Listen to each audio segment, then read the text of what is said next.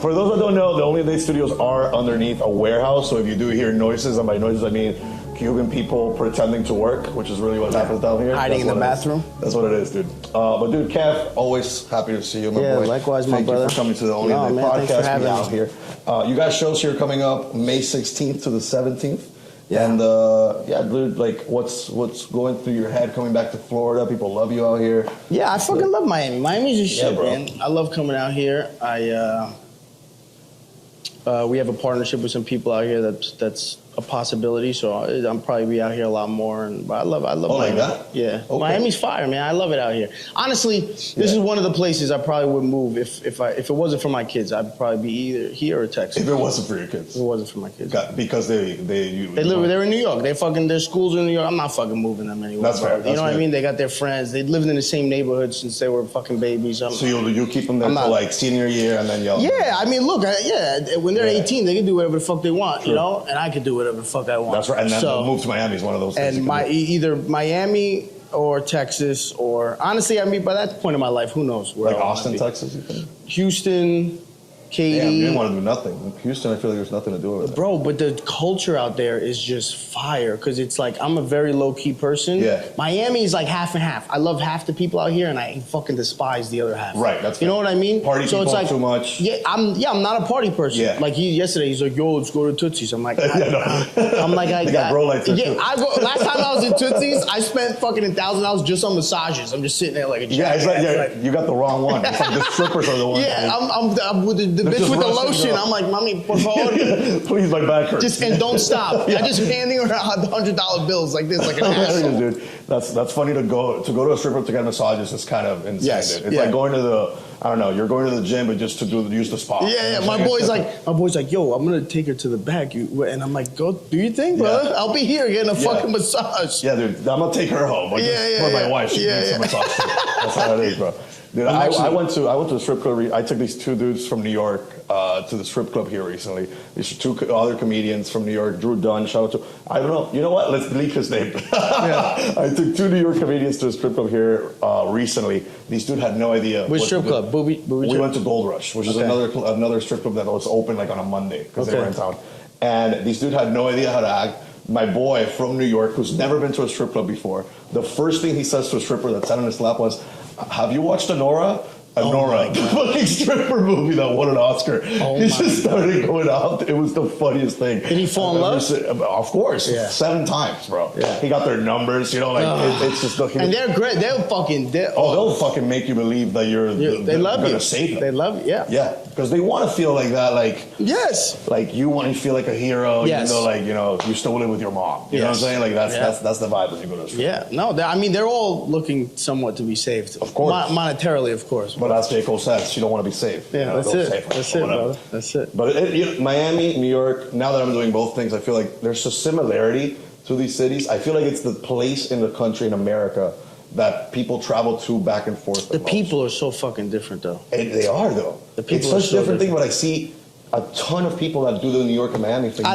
Because I do it, I see it even more now. I'd rather go out in Miami any day than go out in New York. Oh, I 100% agree with you. 100%. And I'm not a go out person. Like I said, I like to be, kind of to myself. But that is those are Miami. I'd go out here 10 times out of 10 rather than go out to New York. Better of an experience. Yeah, the energy is just different, bro. In New York, everybody's a fucking hater, bro. You can feel it. Where, in Miami or New York? No, in New York. In New York, In Miami, everybody's trying to make it. Yes. So like you all have this like respect for each other that it's like we're all trying to get to the hustler. We're all trying to get to it. All right. And New York is hustler, but everybody just angry. It's fake hustle and anger. Anger, bro. Anger, bro. That's why we were just talking about the West Nyack show. Yes. The Friday Late Show was a bunch of motherfuckers from the Bronx whose girls were fans and brought them. Okay, like, baby, come on. And they're like this, angry like this. With the fucking bro, that motherfucker ain't funny, like bro. Hiding their face to not laugh. And me and Nick were talking after. You're like, bro, why are you even here, dog? Just let your girl come with her bring friends. Your girls here. Yeah, what the fuck? You sitting here like this, dog, eating a chicken wing, trying not to laugh. You're a bozo, son. You know what I mean? That shit is corny. Why you even come? So if you're a dude and your girl invites you to come to my show and you're gonna be a fucking weirdo and not laugh, don't pull up. Just don't come, gang. It's not worth it. Stay home. It's not worth it, bro. Yeah, no, it's just these dudes.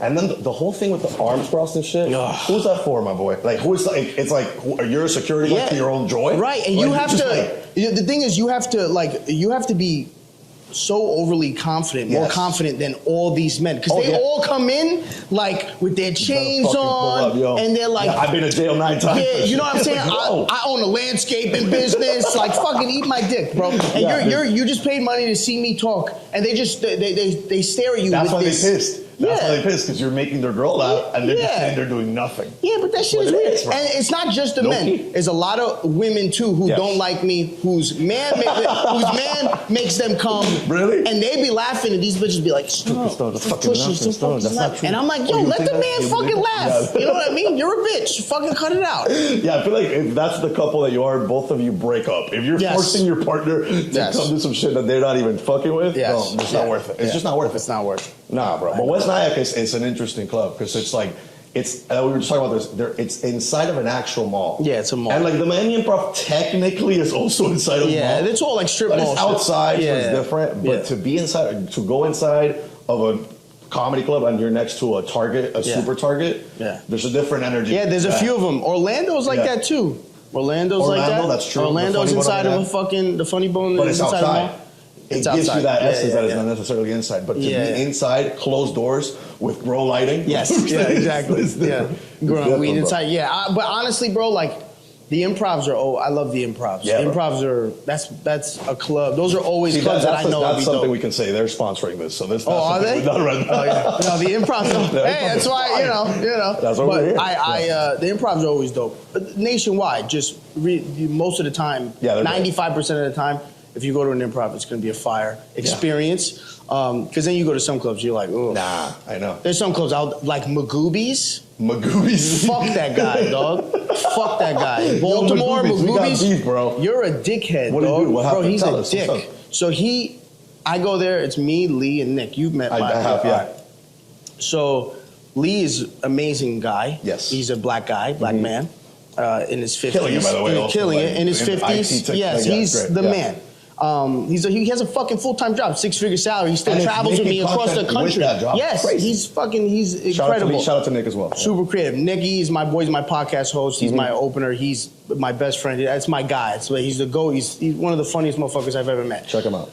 Also a great dude. We get there, this owner won't even introduce himself to us, dog. First of all, this club is a shithole. Looks like a gymnasium, all right? Or like a fucking lunchroom cafeteria. I don't give a fuck. Yeah. Bro, we get there, he won't even introduce himself to us. Fucking weirdo, racist weirdo. That's so wild. we were in the fucking green, white dude. Okay. Yeah, super white. And so we're in this fucking room, and he's like, he's one of those owners where it's like he's a comics comic. Of course. He wanted to be a comic, so he's a fucking weirdo. So he sees a dude like me killing it on social media. He's like, you're not a real comic. And I'm like, yeah, I just been selling out places for 2 years. Suck my dick. I'm not a real comic, you know? Incredible. So we go to this spot. He doesn't introduce himself to us at all. And at the end, he has someone else.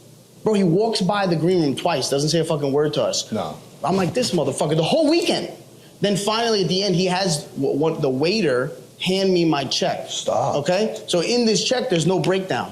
Okay? Just the money. So I go in and I just bang on the door like a dick. And he goes, come in. And I'm like, yeah, what's up? Like, nice to meet you. But also, can I get a breakdown? And he goes, you didn't get paid? And I said, yeah, I got paid. Talk about breakdown. Can I get a breakdown of how many tickets I sold? VIP, and he goes, I'll email it to you. Bro, the motherfucker just sends me a number. He emails me a number, dog. The number that you already had. Just a number. Like, you sold 650 tickets. That's it. Yeah. You sold no breakdown, no thing. actual breakdown. So I'm like, you know what? Fuck this motherfucker. We leave. Lee leaves his jacket there.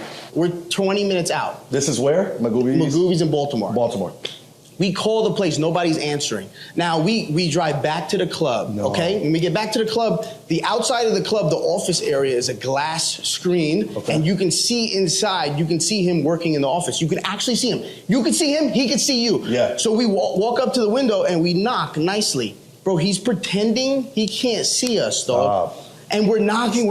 Finally, Nick is like, yo. It's just one sided glass. Yes. Yeah. So we're thing. knocking like crazy, and he's ignoring us. And I'm telling, and Nick's like, nah, he's not ignoring us. He must not hear us. So Nick starts banging loud, and I'm like, stop, bro. Yeah, he's trying to hears us. His fellow white man is what Nick is doing. Yeah, that's exactly what he's trying to do. So Nick starts getting pissed, right? and this guy picks up the phone to show like he's gonna call the cops. Stop. Lee walks up to the glass and he like begs this guy. He's like, "Sir, please, we were just here. Can you please just I forgot my jacket." He's like, "What? Nah. What?" Bro, he comes and opens the door and he goes, "Bro, I almost lost it on this motherfucker, but I didn't want to be the angry Puerto Rican." He fucking opens the door and he goes, "Oh, I was about to call the cops on you guys. I didn't know who you were." What? You didn't know who we were, dog? Yeah. We were just here. That's mad. Piece of shit. I called my agent. That's sad. He's not my agent anymore. Got it. That's what we got. We don't have to say. We don't have to say all that. We gotta say all that. Yeah, but this is why people get mad at me. This is why my team gets mad at me. But you know what? Fuck you. This is too much. It is what it is. But it's fine. There are some clubs that are like the owners are mad disrespectful, bro. Yeah, like, bro. To the point that it's like, what's the situation? Like, what beef do we even have from before? That fucking weirdos, dog. It's because they wanted to do comedy, they didn't do well, and then they somehow got money to open a club, and then fucking weirdos, bro. But I'm gonna be out here. I'm gonna change the culture for people. Because this is I'm gonna try. I'm gonna try. Be honest, because that's the problem. Nobody's fucking honest. Nobody's being honest. Okay. Nobody's being honest. Everyone just walks around in this fucking circle, and they're like, "That's just how it is." It doesn't have to be that way. You can be a normal human being and do good business. You don't have to be a piece of shit. But that's something the industry is changing because of that. Not only because we followed, obviously, like there's a respect and there is that thing of like, oh, you started through the internet, so like you don't really know how to do this. But it's changing to the point that it's like you have to just lean into it and understand that that's what you got to do. And now if you're not doing content on the internet, you're trash. Yeah. Like you're the one who's like, you're fucked because now you're not selling tickets. You're not doing that. So it's like, if we don't adjust properly, like we have been, whether it's like podcasts, TikToks, create all these things to realize that we're all able to like eat together and we can all work together, then it's just never gonna. Yes, bro. And there's room. Gonna exist for no reason. Bro, there's room for fucking everybody, and that's the biggest problem. All these comics think like yo, somehow like I'm stealing off their plate. Yo, gang, make your own plate. And that's it. Make your own plate. You can't see it that way. You're a totally different person than I am. You can sell tickets. People will love you for who you are. We're all different. Go build your fan base. Build your own. And you can't do it. Because it's the idea of like, you got to do the bar shows, then you got to do the hosting, then you got to do the feature, then you headline. You can do that while still creating that content. Of course, you can build on your craft and build on the content, bro. It's a different muscle. Yeah, that's it. It's a different muscle. It's great. You know what? It's cringy not to do that. Yes. Back in the day, I was like, this look like 5 years ago, straight up. I feel like if somebody was like, oh wow, look at this guy like recording videos, like, and then like he'll do it was seen a little bit different. Yes. Now, if you're not doing that, you're wasting your time. Yeah. Truly, yeah. I mean, look, even some of the biggest guys, like, I remember when I first started doing stand-up, bro, in the very beginning, I was still a cop. I was super insecure about it because I was like new to the stand-up world. Right. And I was selling out shows and, and I remember Segura did a podcast with Schultz, and Schultz was like one of my favorite guys. Segura. And they were pretty much like dogging people who blew up on TikTok. I'm sure. Who were doing shows. Mm-hmm. And I remember watching that shit and being heartbroken, dog, because I was like, fuck, man. Because he was pretty much saying that, like, it's bullshit. These guys are selling out shows and they're not talented and they're not going to succeed. And I understand that a majority of these people are not going to succeed. That's what I was going to say. You and a few other people are the exception. Yes. Because there are people that are just, their agents are like, oh, you're funny on the internet. Let's put you on a tour. Let's just put you on a tour. And then you only have 20 minutes. It doesn't work, bro. It doesn't work. And shout out, I'm not going to say names because I will get backlash. And Sean cut this out. But like T.I., for example, the rapper, right? You can just bleep it out. Just bleep it out. You can't know what's happening. Like, it's different than someone that's like on the internet or whatever. It's like, my boy, like, we love you and you're a rapper and you're great. And now it's like, oh, you're on stage for 20 minutes talking shit about, women are trash. And it's like, I understand it. Yo, you've seen a full set? I saw a full set recently. He was here last weekend. Yeah. Damn. Yeah, bro. And I seen him like pop up randomly at like the Comedy Cellar and like just like I'm like, that's wild. Like that's kind of like insane. But like I respect the idea of that comedy's gotten so big that now T.I. is like, I want to try it. Yeah,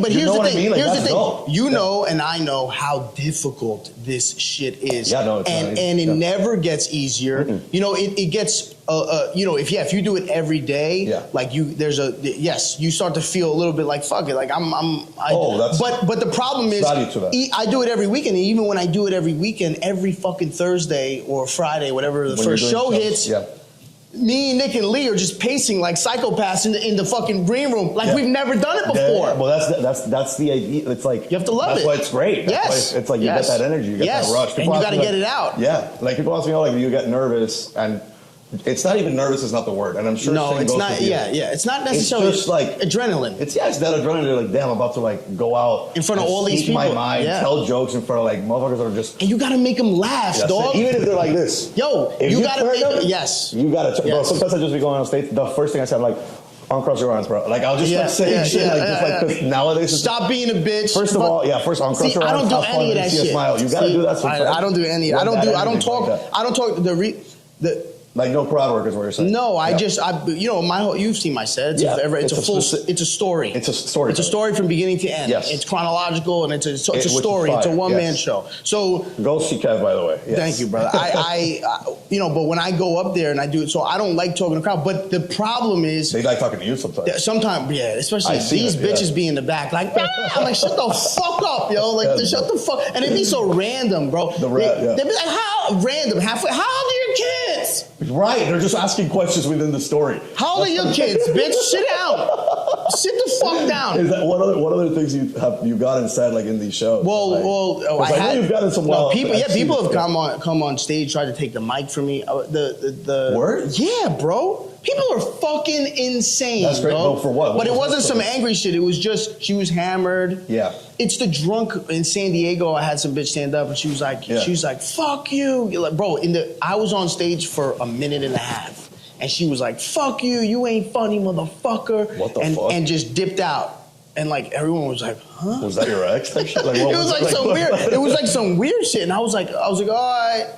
See you later. Like, I didn't know what else to say, dog. That was super weird. You know who sent her? The fucking Magoo's manager. That's Magoo's, that bald motherfucker. That's crazy, bro. Bro, a lot of people don't know this. I don't know how little or much you like to talk about this. You used to be a cop. I used to be a cop. In New York? In New York, yeah. So it's a organization called Port Authority. So you've been to the bus terminal, of course. Yeah. So you know, you've been in New York. So So I worked in the bus terminal. Yeah. You know how shitty that place is. Oh my fucking god. So and no one likes to help there. Also, no. I'm like, how do I get to Union City? Shut up. You gotta go to the left. To the left. Everywhere's to the left. Technically, if you go there, I'm like, but yes, go ahead. It was a good. I hated it. It was a learning experience for me. I had just had kids. How old were you when you started doing that? I was 26. 26. Yeah, so I was a heroin addict for many years. Okay. And then I got clean. And then at 24, I got diagnosed with thyroid cancer. Right. And then once that was, back, we were good with that. I applied for the police department. I got in. Figured it was a way to really just get my shit together, get my life together. The police academy, all that. Yeah, I did. I did the police academy, and that shit was miserable. Yeah, bro. Because I was so out of shape. 3 to 5 miles every morning, hour of PT. But I was out of shape, dog. So 3 to 5 miles for me, I was like, I don't run long distance. I played competitive basketball my whole life and baseball, but I've done sprints and shit. I never ran long distance. That's a long. I don't give a fuck what anybody says. 3 to 5 miles in the streets of Jersey City. Fucking craters in the street and shit. No, that shit was brutal. And cold as fuck, I'm sure sometimes. Freezing, bro. Fucking freezing. But a very good experience. It taught me a lot. It taught me how shitty people can be. Right. And it forced me to really dig into my hustle and figure out a way out. Yeah. And I quit 2.5 years ago. 2.5 years ago. So you did it for how long did you do it for? 7 years. 7 years, okay. And you were in there like you were stopping people in Port Authority? So bus terminal. I worked at bus terminal, I worked at Kennedy. So the Port Authority is a very unique I'm sure you and got large department. It's unique stories about that. I have really bad suicide stories. I have really bad fucking stabbings. I have really bad fucking everything. Yeah, no, that's it. Well, that got sad, but but that's the truth. It's true. I've done CPR on many people who've never made it. Damn, like that. Bro, most of the time CPR is not. It's not doing much. You're kind of making out with somebody low key. Yeah, you're really just doing a whole show. It's just like, hey, everybody get back. And it's like he's not even breathing. It's like, it's like he's been dead for 10 minutes. You know what I mean? Like, it's not. I get it. But you've had things happen within the Port Authority that obviously I'm sure not only was it funny, but it's so ridiculous that now it's like it makes sense that you moved into this lane. Yes, obviously. yeah. So I have a TV show that Ian Edelman, who did the Vince Staples show, Stacey Shear, she's the producer for Pulp Fiction. So those are my producing partners on the show. Yeah, that's right. We're pitching. You were working on that. Yeah, and we're pitching in a few weeks. So nice. The pitch papers are done. So that's based on it's loosely based on me as a cop. That's great. And I have a nonprofit also that I go into prisons and I mentor prisoners on how to be comics and teach them how to start their own podcast. No way. Yeah, and we're looking. You're already doing that? Yeah, we just got in Rikers Island. We just got approved for Rikers Island. But have you done it yet? The pilot program. We went inside and we discussed with the prisoners. We picked out the people that were going to be. You did working. like a talent show basically with the prisoners? Yeah, pretty much. Who got like some? Bro, I have some crazy stories for that. It's like he murders literally on stage as he's murders other people. Bro, it gets insane. But it's called Life After Death. Yeah. And I'm I like that. Yeah, I'm super excited about it, bro. We going to San Diego prison in next month after San Jose. But I'm excited, man. It's me and my partner, Josh, who's my day-to-day manager.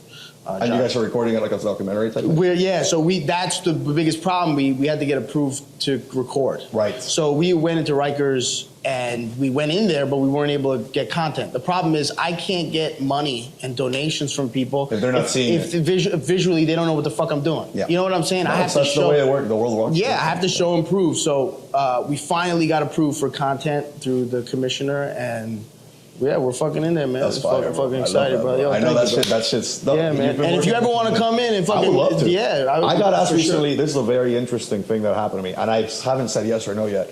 Some dude that saw me at some like private show a while back. You know, they do these private things, and it's like the richest people that you've ever met, and also the most dangerous people that you've ever met. He asked me like a few weeks ago if I wanted to do a show in Guantanamo Bay, and I was like, wait, what is that? Like, I'm like, first that's in Cuba, technically.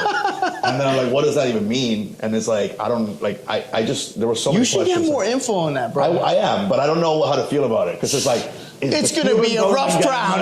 Like, I don't know how I feel about it. It's going to be a rough crowd. I'm Cuban, and I'm like, it's like, they're, you know, these are prisoners. Yeah, well, I'll give you an example. I'll give you an example. They wanted me to do a little small set, right, in Rikers. And I was like, no, absolutely not. There's no setup. I don't know the location.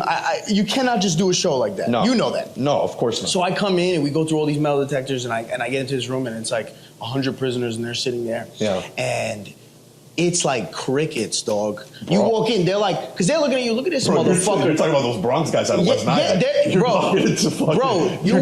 Some of these guys are there for like some really strong felonies. You know what I'm saying? Like some real deal shit. Yeah. So I'm walking in and they know I'm prior law enforcement. They know, they know what I'm coming in to do. Yeah. And they're just staring, dog. And like, you're like hello. And it wasn't until I made the first like joke to kind of open things up. But imagine having to do a show. Are you fucking kidding me? Bro, I know. Are you fucking kidding me? I don't even know the idea behind that. I'd rather jump off a bridge. Sounds like a nightmare, low-key. What? It's just like Guantanamo Bay? Yeah, are you fucking kidding me? Those prisoners? Nah, bro. A bunch of guys from Afghanistan like this? It's just like, I don't even know. Yeah. I don't speak English. These are like federal terrorists, probably. The fuck? It's just like, I don't even know the idea about. Also, I don't think they deserve comedy. If they're in that deep fucking hell, like, fuck, They're coming out with bags over there. Yeah, bro. You're like, you ready for the show, Amir? The last thing they hear is like, my dad used to fuck. Yeah, no, that's crazy. Hilarious. That's why. I feel like prisoners and like middle schoolers are probably the worst audience members. Yes, I can imagine. Yes. Those are two people that I kind of groups of people I kind of. Yo, that's actually a great concept. That would be hilarious. Can you make like a sixth grader laugh, bro? Right, dude. There was at the stand 2 days ago at the stand. A group of 16-year-old boys. I thought you needed to be over 21 to come to like this club. I had no idea. Front row, 16-year-old dudes. It was my nightmare. I was like, oh my god! Like what's up, kid? He's like, shut up, clown. Yeah. I'm like, I know how to talk to girls. I know how to talk to anybody. I'll talk to fucking billionaire. These guys, kids. I'm like, oh, what do you guys want to do? Dude. And they're like, fucking. Shut up, bro. Yeah, like, shut up and tell us a joke. Yes, they're just like skibbity, whatever the fuck they're doing. It was. Yeah, that's a great concept though. Because if you can kill it in a room of fucking sixth graders, you can go anywhere, bro. You're a monster. You can kill Guantanamo Bay. You're a monster. Yes. Hell yeah, for bro. Sure. And dude, talk about killing. Kev is gonna kill it at the Miami Improv. May 16th, 17th. How many shows is it? We have 4 shows. 4 shows. Yeah, 4 shows. KEVHerreraComedy.com for tickets. Yeah. KEV Herrera Comedy on all platforms, and Mugged Off is the pod. So check us out. Yeah, man, check them out. Nikki and Kev has an incredible podcast. They've been killing it lately. And come out to check out the shows. If you're in South Florida, whether you're up in Broward or if you're in Miami, come check it out. Miami Improv, May 16, May 17, 4 shows. They're going to sell out. So make sure you get those tickets at KEVHerrera.com. KEVHerreraComedy.com. KEVHerreraComedy.com. Amen. Thank you, my brother. Thank you so much, guys. Appreciate See you later. We out. Que bola contigo hacer, only in DADE.